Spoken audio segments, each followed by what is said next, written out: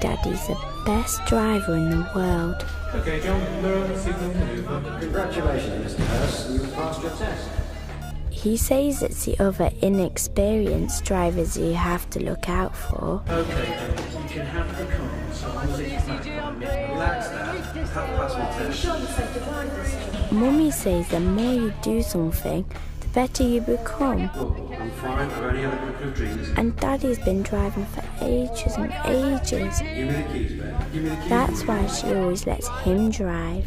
In fact, Daddy's so good, he can drive fast, even when it's raining. Look out! And Mummy tells him to slow down. Christ, it's close. There's plenty of room. But he just laughs and says that's what his brakes are for. You're gonna be alright. It's gonna be... Sometimes, when Mummy's not there, he doesn't even wear a seatbelt and he talks on the phone.